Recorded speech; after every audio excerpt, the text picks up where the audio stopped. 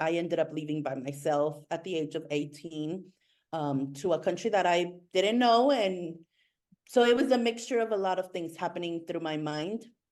I guess there was that hope of trying to pursue higher education in Mexico. But there was that anger and that sort of resentment towards the United States about like, I'm 18 and just suddenly I stop having rights. I stopped I stopped being someone in this country.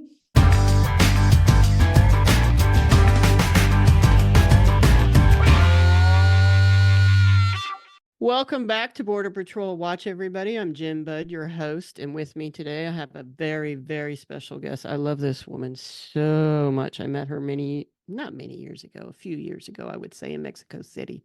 And we'll get into that, but let me first tell you who she is. Her name is Maggie Loredo, and she's an activist and executive director of Otros Dreams in Acción, or as they say, ODA. In the United States, we tend to go ODA, but they call it ODA. She grew up in the United States, undocumented, and was forced to return to Mexico in 2008. Since 2013, she has organized participatory research processes on the experiences of people who have been deported and forced to return to Mexico, with whom she has created a community. Along with her community, she advocates for family reunification and mobility for all through an intersectional and narrative approach. She has participated in academic spaces, international media, and co-authored publications. In 2015, she co-founded Otros Dreams in Acción, or ODA, a Mexican nonprofit organization. She is also the co-creator of Pochas So podcast. She is the impact producer of El Digno, please pronounce it for me. El Digno Retorno. Retorno. El Digno Retorno. Okay.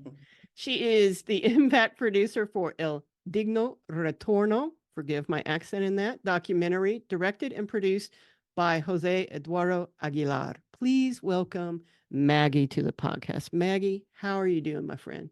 Hi, I'm doing well. I'm excited to be in this space and just have a conversation with you. I'm going through some transitions. I'm basically in a moment where I'm excited, nerve-wracking, but excited. So I'm coming in with that to this conversation with you. I met you, was it 2 years ago now, or has it been more? I think it's been about 2 years.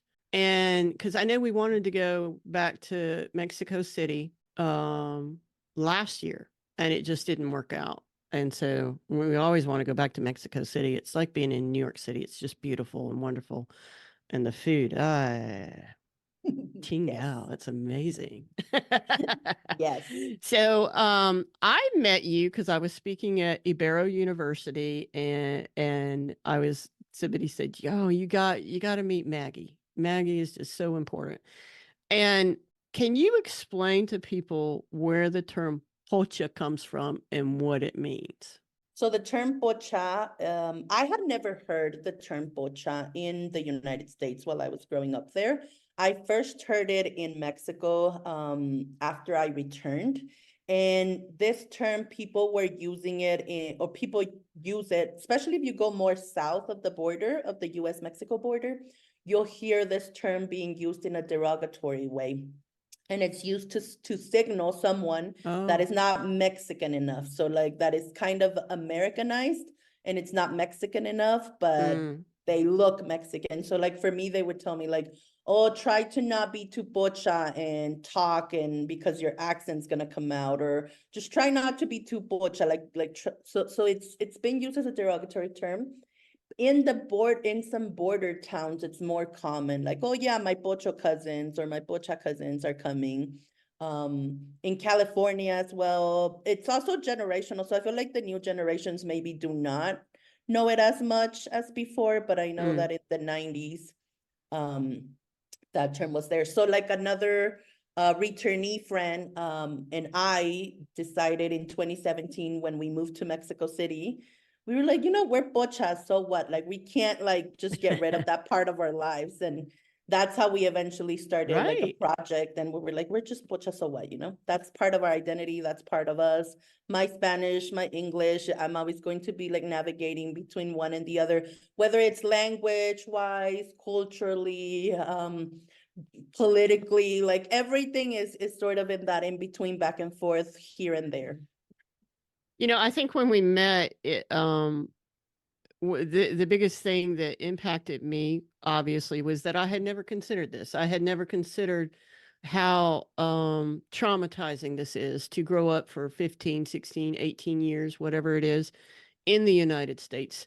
Did you know when you were young that you were undocumented? Because I know a lot of families do not tell the children because it puts them in danger. Were you aware when you were very young? Yeah, so I was not aware. I immigrated to the United States when I was 3 years old.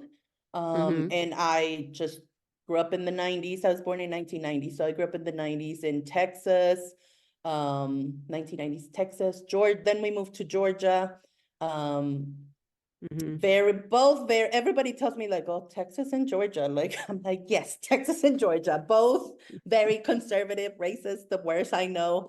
But I grew up in those places. It was until I was in high school that I realized I applied. I remember I applied for a part-time job at a fast food restaurant. And they were like, oh, give me your social Mm-hmm. security. And I gave them my social security number because growing up, I don't know now, but back in the day, they would assign a number in school that it was a social Mm-hmm. security, but it wasn't a social security, but I always thought it was. So I gave them Oh. that number and they were like, oh no, you don't have a social, this is not valid. So I talked with my parents and they explained that we were undocumented. And it was in high school when I realized the implications of being undocumented. And this was also during the whole global economic crisis in 2008, 2006, Mm-hmm. 2008. So like it was the first time that we were starting to hear about raids, about checkpoints, about like immigration coming to communities.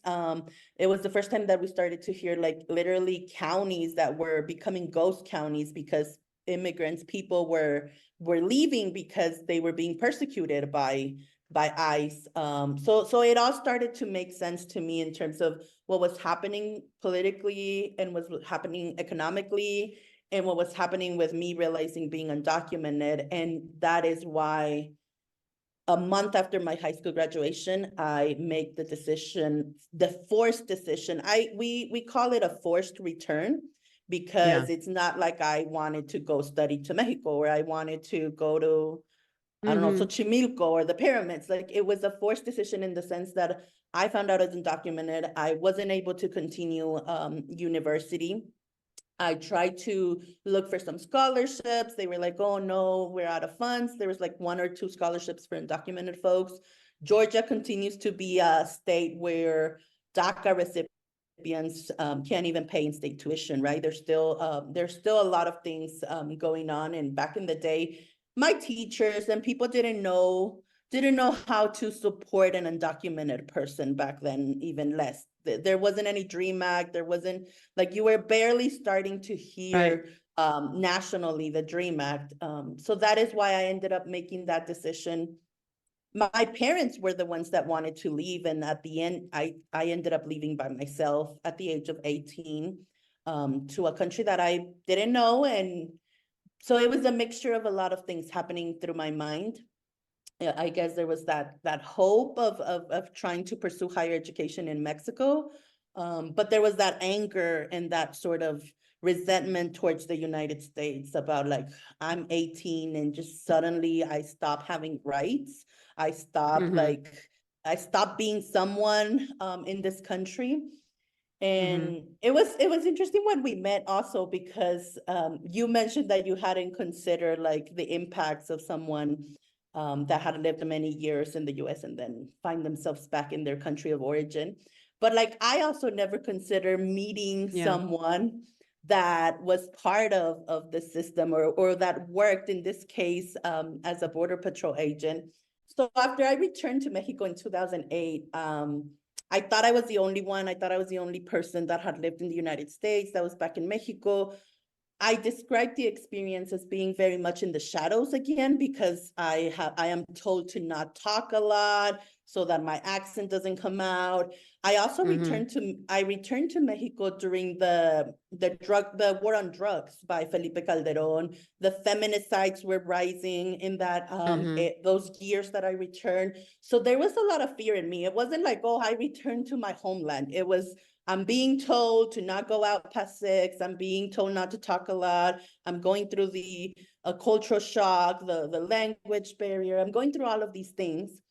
And it was until 2012 that I started to connect via Facebook with other people that had similar experiences of growing up in the US undocumented and being back in Mexico. So through this experience, there was a call for stories in 2012 by Jill Anderson, who is a researcher and a photographer named Solis. They both launched a call for stories. I submitted something, and a story, an essay to that call, and I was selected to be one of the 26 folks that are in this book. Basically, their first person experiences, stories, testimonies of people that lived in the US and were back in Mexico because they were deported or because they returned, quote unquote, voluntarily to Mexico. This is how I met more people. And in my story, I really don't like my story. Like I told Jill the first, like before it was even like completely published, I was like, I don't like my story. I don't like what I wrote. And this is actually 2024 is the 10th anniversary of Los Otros Dreamers. But what Los Otros Dreamers did give me was the opportunity of connecting with other people and realizing that I wasn't the only one. Some of the folks in this book helped me revalidate my US education. It ended up taking 5 years to revalidate my US education. So it took me 5 years to get into college, basically. Wow. But I wrote in this story at the end, I wrote like, I wish I could be in front of the US government and tell them of all the harm they do to us. I'm not a criminal, which that was my criminalizing side. Now I'm a complete abolitionist, but saying I wish I was in front of the US government and being in front of you and knowing you, I think the day I went to the book presentation, I think I saw it like a day before. And I was like, like I never considered that I would meet or be talking with someone, which in the back of my head, I knew, I mean, y'all are people and everything, but like in me, it was like, I never considered talking with someone. I never considered talking to someone. And I was like, what would I even do? Or like in my head was, I wish I could be in front of the president or the US government or whoever represents like the harm that has been done not only to me, but to my community and to millions of people. So I don't know. I remember having a lot of emotions when I met you and thinking like, I don't know Yeah, how I to. remember that. I told you, right? What did I tell you? Well, I could see you. Because I would see my wife's face and a few other people that I knew there and had met there and came. And I remember looking at you, and there's almost always, like, especially when I talk about the rape culture of the Border Patrol, it's usually a woman, sometimes a young man, but usually a woman that identifies with that and starts to tear up. And I could see you were very emotional, but I couldn't figure out what exactly it was. And it took you to, I think it took you a little bit to understand it too, right? Yeah. Yeah. Yeah, and I think I told your wife, right? I think I told her. I don't know. I don't remember what I told her, but I remember I told her like, and she was like, "Oh, you should tell her. You should talk to her." And I was like, "Oh, I don't know, como." I remember. I just remember it was Yeah. like embodying like all my work and the movement and the reasons and the purpose. What I think it's like embodying the purpose of why I've done all this work. And especially right now that I mentioned, I'm transitioning out from my role as co-director in the organization, Otros Dreams and Acción. I'm the last co-founder. So Jill and I ended up co-founding the organization after the book Los Otros Dreamers. We co-founded ODA in Mm-hmm. 2015. And ODA is really connected with my experience. So in 2015, a visa was approved, a tourist visa, the B1, Mm-hmm. B2 visa. So in 2015, I go through the process. I had already been in Mexico for almost 8 years in exile Mm-hmm. without being able to see my family or travel to the US. And in 2015, I applied for a visa because a university in California invited me to present the book with Jill as the editor of the book. And the visa was Mm-hmm. approved. And for the first time in almost 8 years, I was going to go back to the US to visit. It was very emotional and everything. But when I was in California, I remember it was Newport Beach. And I was there and I just started to feel all the feelings. I was like, what am I doing here? Like, I'm here, but like my community are back there and they also need to be here. Like, I can't be the only one with a visa and mobility for the first time. And that's where Jill and I Mm-hmm. decided to continue beyond the book. The book had created sort of a momentum Mm-hmm. in Mexico and the US, and we knew that we wanted to create something else. So we co-founded the organization. At that moment, it was still going to be more like a collective, but then Trump comes in and we're like, no, we need to become a nonprofit. We need to become something solid and a solid platform for other deported and returned people in Mexico. Mm-hmm. Not only the new people that were going to be deported and returning, but a lot of the people that we were already in Mexico, that we were knocking on the doors of the government and they were telling us, oh, there aren't numbers, or oh, like there was an entire community that was in the shadows and that was not being acknowledged by the Mexican government, but also not from the US. I mean, a lot of my work these 10 years has been going to the US and say, hey, there are deported and returned, which they know because, I mean, there are tons of deportations every day. But I think Yeah. a lot of people don't think about what happens with those people. Like what happens when they get deported? Where do they go? Are they alive? What are they doing with their lives? How are they like rebuilding or not rebuilding their lives? Some people in the US have even told me, like, I mean, some people that are undocumented, they're like, I don't want to think about this because this is something that could happen to me. So I rather not think about it. And other people tell me like, oh, it's really good that I'm meeting people like you, because if that happens to me, now I know that there are people doing stuff and find support networks. And a lot of the work that ODA has done is to make sure that we're supporting people so that new people don't have to go through what a lot of us had to go through back in the early 2000s, where again, everything was in the shadows. Nobody talked about deportation and return in Mexico. It wasn't a topic. People were just coping with it in their homes, in their towns, on their own. In the US, people didn't really talk about it either. Organizations, the government, much less. So a lot of our work has been to support people. We have a direct support area.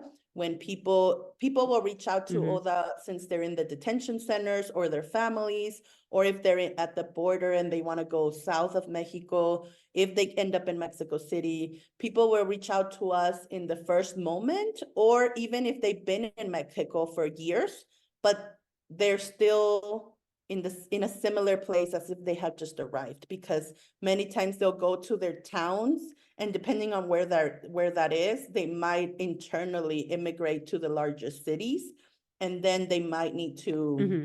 have access to their identity documentation, they get a job, find housing, basically anything we can support with. Health-wise, many of them, or almost all of us, need mental health support. Mm-hmm. So there's all these things that we do to accompany folks. But we also have a cultural and artistic center. So there's a lot of art and culture. We have a space called Pocha House. Pocha House is our physical space. It's in Mexico City. Mm-hmm. It's now it's a 2-story house that has a lot of art and culture, and we do activities, workshops, events, book presentations, film presentations, anything basically. And the objective is to uplift the narratives of the community, because there's always people are talking about us, and this could be researchers, this could be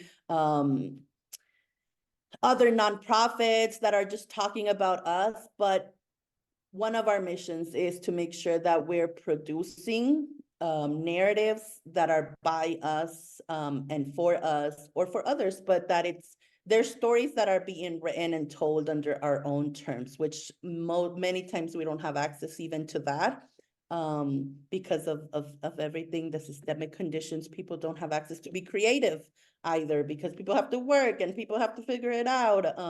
So through Pocha House, we encourage and support and allocate resources for deported and returned to know that they can be creative and to know that they can tell their stories under their own terms and to uplift those stories so that other people can hear them.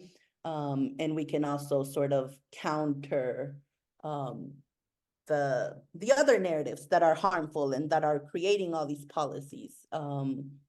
So that's a little bit about Pocha House and the advocacy work that we do as well to ensure that people are getting a more dignified life in Mexico after they return or get deported, but also continue to insist for family reunification and mobility between both of their communities and in Mexico and the US.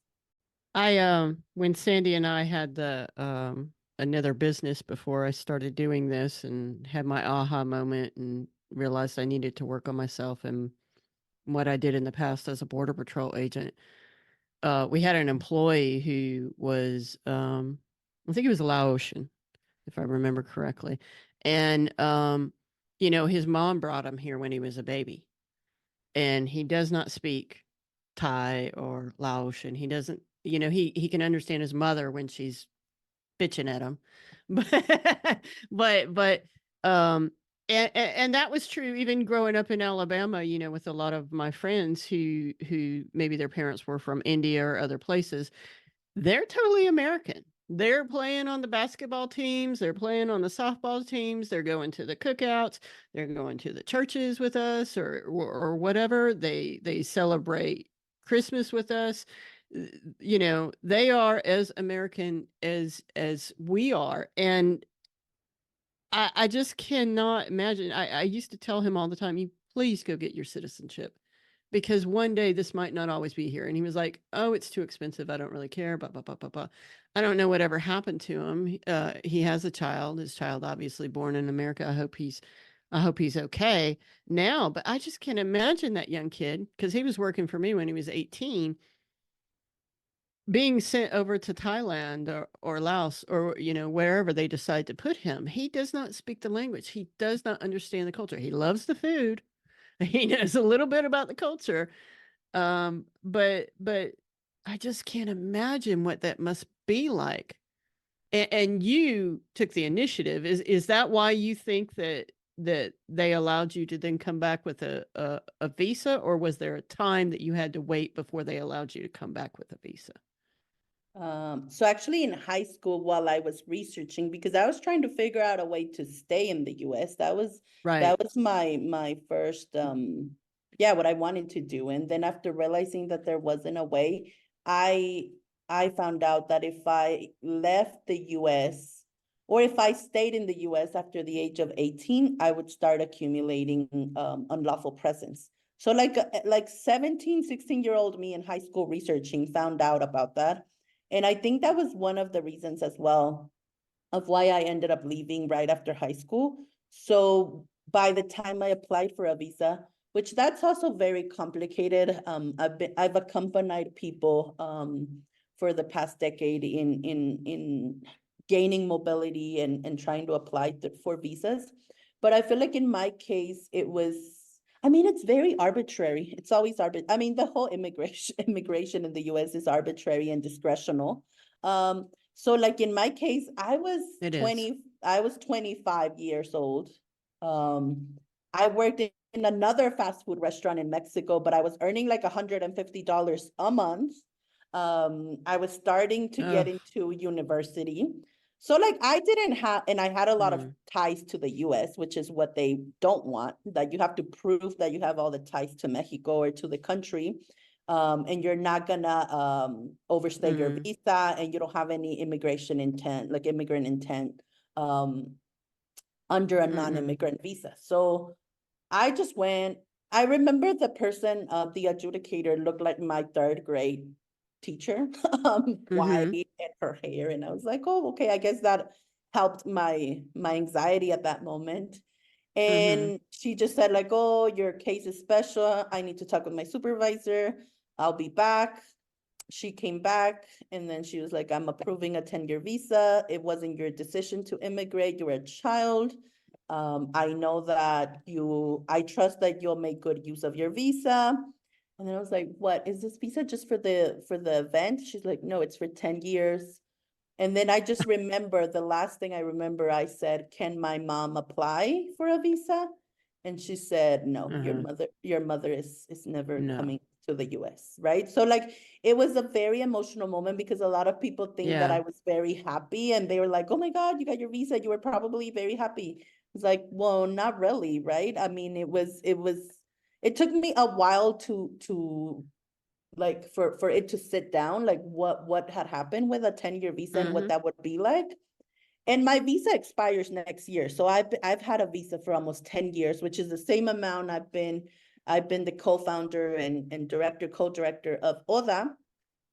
But it was a bittersweet moment. My mom eventually passed away, and she never got to see my brother, and she never got to meet my nephew and niece. So like, carrying that injustice, now I also see it as part of my purpose and my mission and what I do, right? Because it's very connected with my family, with me, but it's also fueled by the community and the organizing and the work that we've been doing, the accompanying. Something that has been important for me in my work is make sure that I'm accompanying other people, that I'm listening to their stories, that I'm showing up for people, but also putting a face to injustice, and making sure that there's someone to witness not only the violence and the vulnerability of people, but also there's a lot of more stories in those moments too, that speak of the strength and the resistance and the wanting to continue.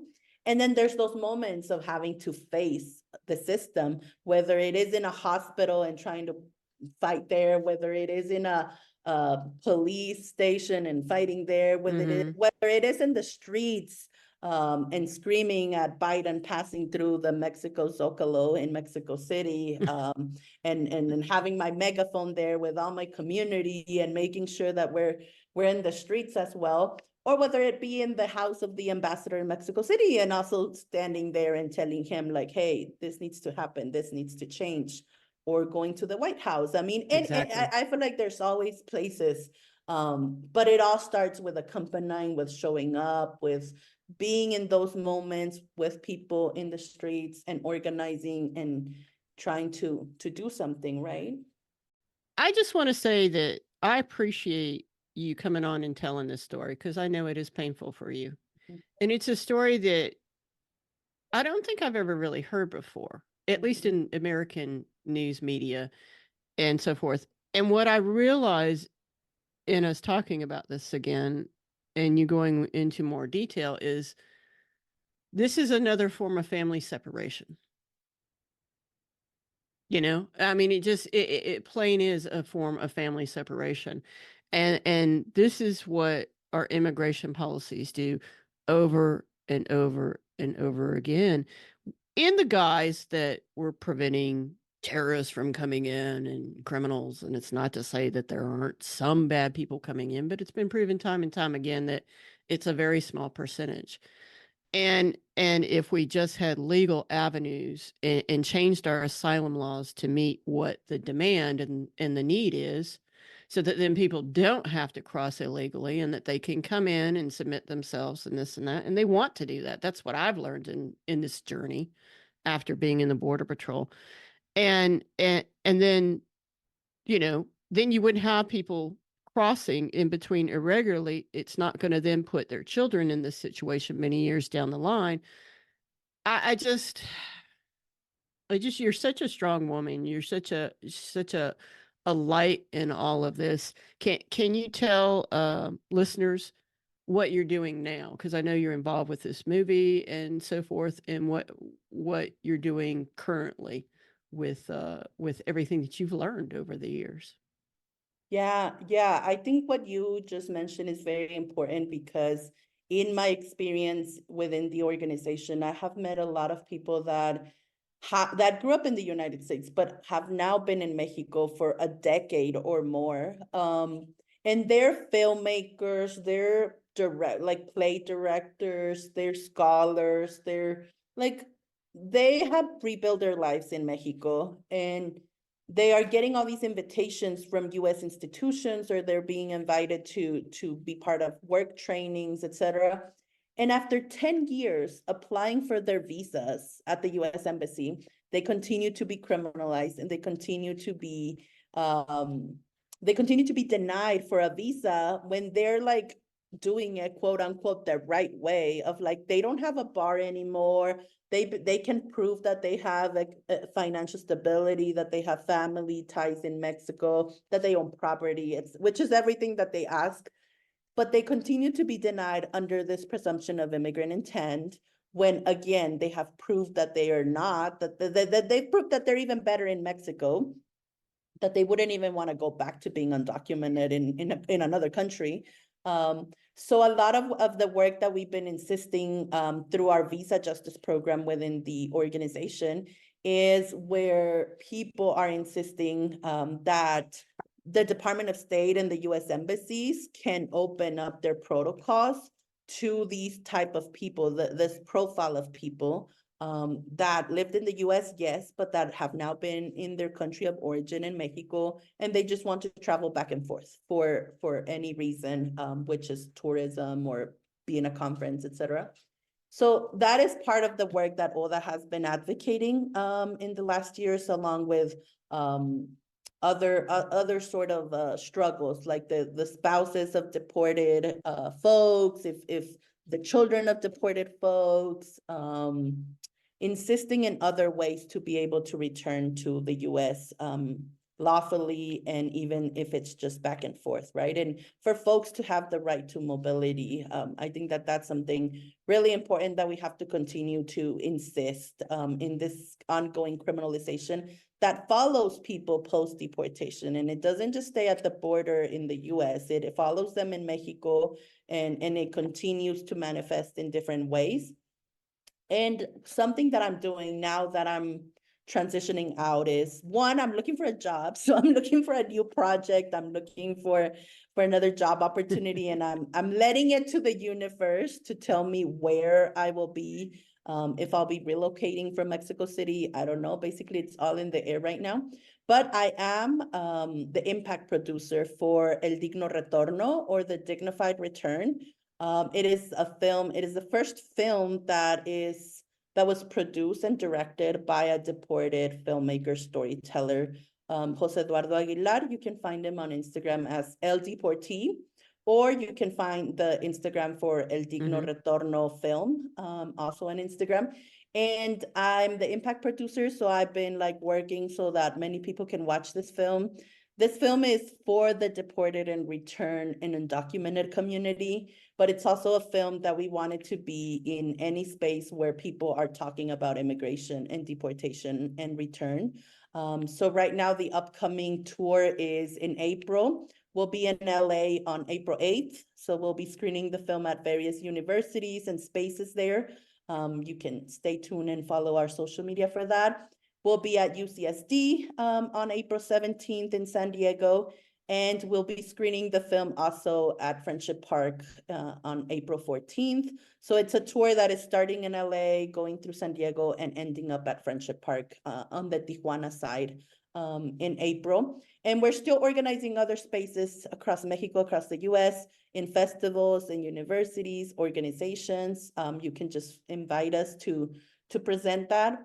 And yeah, that's one of the projects that I'm on right now. And trying to just be in other spaces.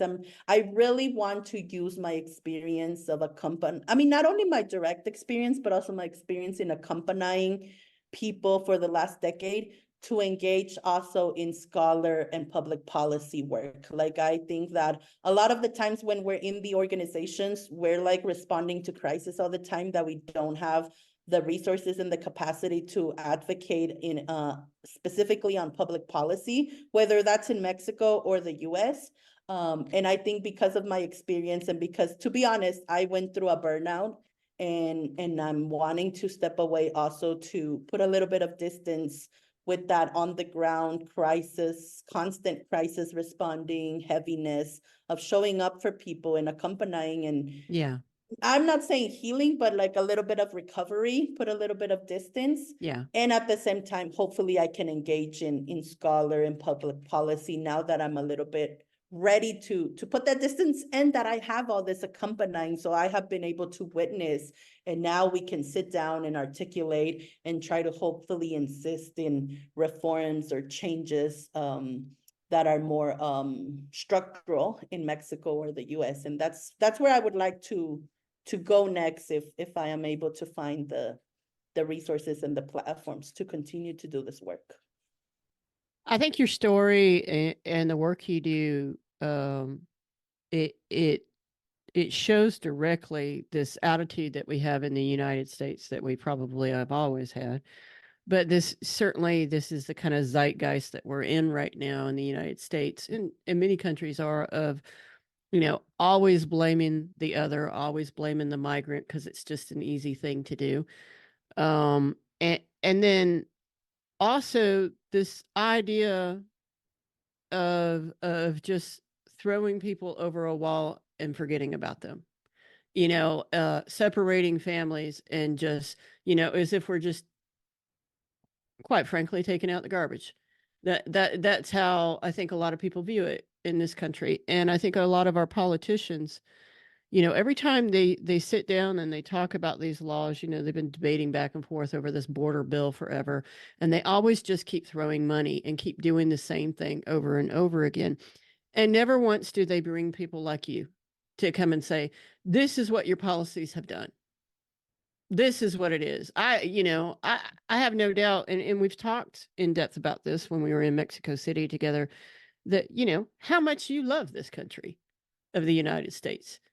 And you just essentially kicked out of your home, is what it is. You're not wanted here anymore. You're not good enough because you don't have this piece of paper over something that was not your fault, and quite frankly was not your parents' fault, because there was no avenue for them to come and do it legally, because I'm sure if they had that avenue, they would have taken that. And so this system, this militarization that we've created down here on the border, is our creation. The problems that we have, that we see as problems, is something that we have all created on our own. And until we address that, until we face it forward, which is, the whole point of my book, is looking at our own racism, our own prejudice, what our laws and rules are doing to other people. How does that serve us? It doesn't serve us. What it does is it makes a lot of money for people with private prisons and all this other stuff, and all the systems that they create around it to monitor people, which they don't have to be doing. They could create good systems where we help people, get situated, where somebody like you comes to us and says, I've just found out that I'm undocumented and this and that. And we say, okay, let's figure out how to make you a part of this community. And so you don't have to go through that, instead of spending all this money to harass you and chase you and all this other stuff. We could spend just a little bit of money to help you and make you obviously a productive citizen. I'm upset that we've lost you to Mexico, quite frankly. I mean, and that's what we're seeing in the United States. I just read a report that I think they said like 250,000 people were denied the access to come into the United States to study in 2023. We're hurting ourselves when we do that kind of stuff. And so it just seems like people are banging their head against the wall. And every time these bills come up, they never once bring somebody like you. So my dream for you, Maggie, is to get you in front of Congress so that you can tell your story. That's my dream. That's what I'm going to work on. That's part of everything I'm going to add to what I'm doing. So I want to try and get you to, I want people to hear your story. I want people to hear other people's stories that have gone through this. And I just want to thank you for joining me and sharing your story so openly and honestly and powerfully. And I just want to tell you, I consider you family. You know, my wife adores you, and you are always welcome in our house. And and and we just adore you and love you, Maggie. So we're looking forward to Thank the next you. stuff that you bring. I mean, we'll continue to show up and continue to advocate and continue to make sure that all these narratives are put out there. Not only mine and my personal story, but definitely my commitment has been towards other people and towards the larger deported and returned and undocumented community. So just say that we'll continue to advocate and to show up and to make sure that we're leaving this place at least a little bit better. And we know that this work is going to take generations. So I'm just continuing to do our part to ensure that we're contributing to it. And we'll continue to do that. So thank you. I appreciate being in this space.